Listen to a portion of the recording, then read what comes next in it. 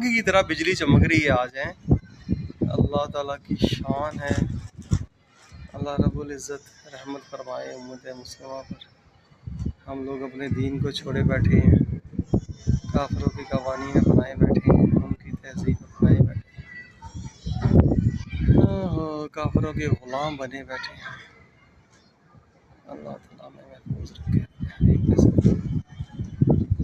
अल्लाह पाक हमारे लिए आसानियाँ पैदा फरमाए। आमीन या रब्बुल आलमीन।